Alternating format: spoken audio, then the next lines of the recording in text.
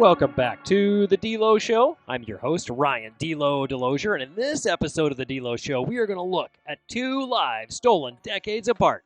19-year-old Deprecia Ware was heading to a Halloween party in 2014 when she was gunned down in an alley near Davis High School.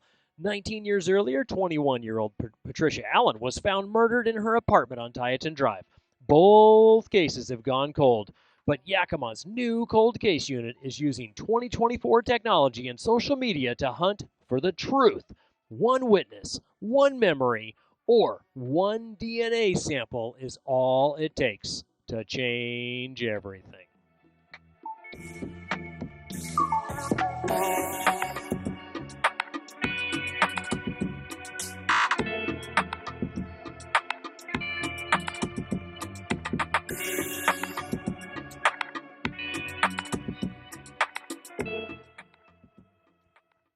I want to welcome you back to the D-Lo Show. I am your host, Ryan D-Lo Delosier.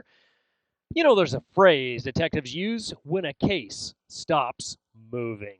They call it cold. But for the families of Deprecia Ware and Patricia Allen, that word doesn't even come close to describing the reality. For them, the case isn't cold. It's a wound that has stayed open for years, in some cases, decades.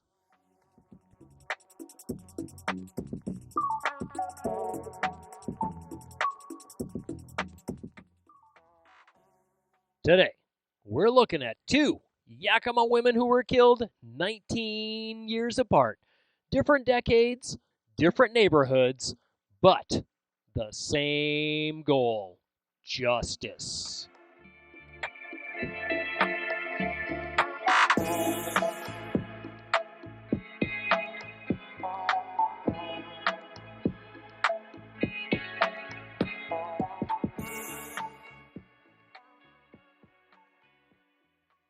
Let's start on Halloween night, 2014, October 31st.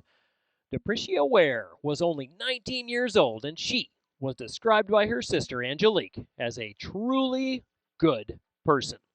That night, around 9:45, Deprecia and her friends were walking through the alley just west of Davis High School.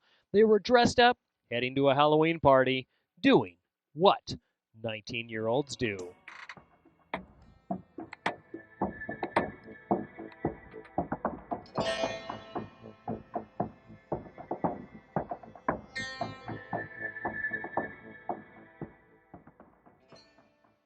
But near South 8th Avenue and West Spruce Street, they crossed paths with another group.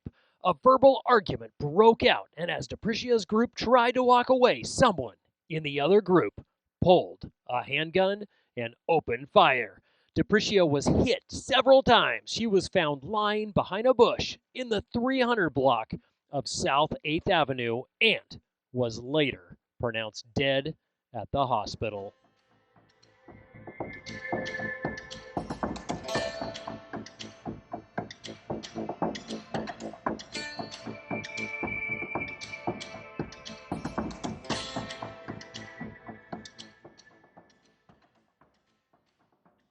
So here's what's frustrating. There were nearly a dozen witnesses, but all the police had to go on were the descriptions of males in black hoodies fleeing into the shadows.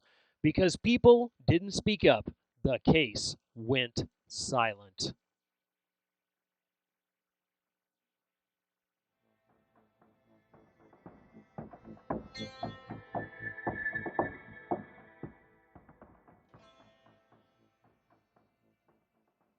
Detective Kevin Case, who now heads the Yakima PD Cold Case Unit, actually started his homicide career with Deprecia's case.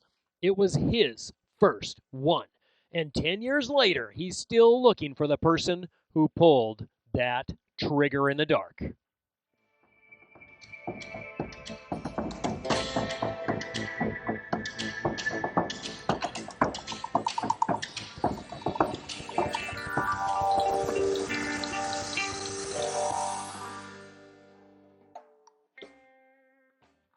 Now let's go back even further. October 3rd, 1995.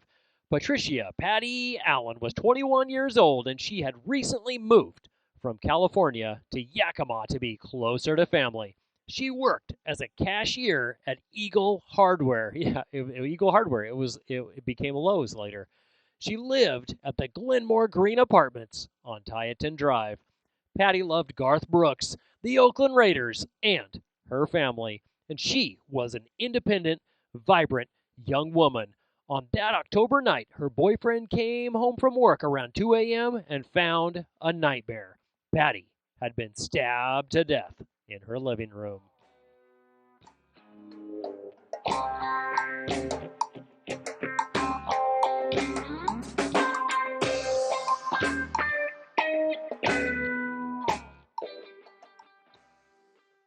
Detectives found that the murder weapon, a knife, actually came from Patty's own kitchen.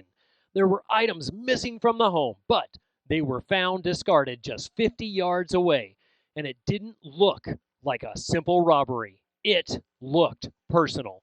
Police interviewed several persons of interest and ran polygraph tests, but no one was ever charged. So for 28 years, Patty's sister Kelly had lived with unanswered questions. But there is a new spark of hope.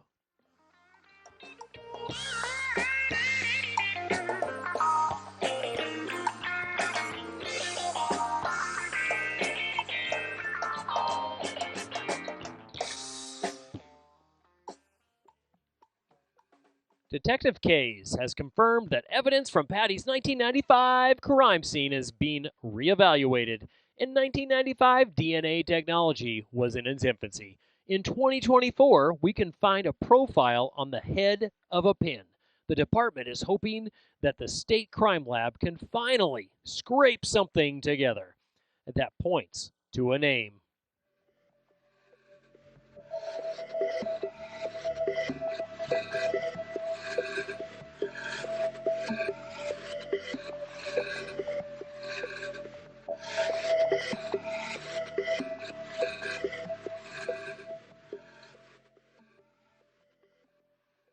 So whether it's 2014 or 1995, the message from Yakima Police Department is the same.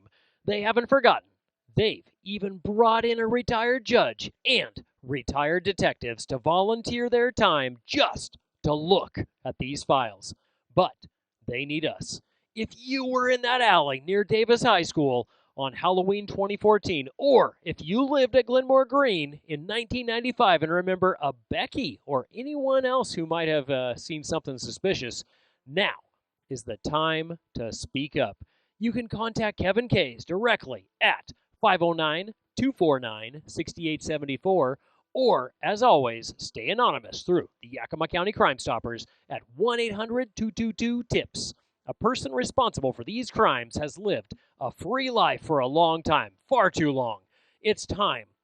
It's now time for that to change. Thank you for tuning in to the D-Lo Show. Let's keep these names alive and let's stay safe out there. I got these articles from the Yakima Herald. Just pulled some out of there, checking some things out. Also got them from the website, as I do mention. I go to that the murder website.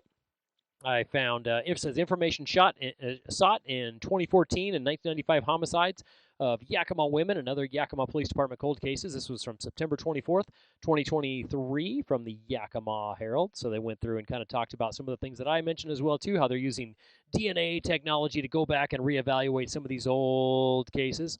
And again, another one where they are looking for things as well, too. Yakima police search for answers in 1995 cold murder case.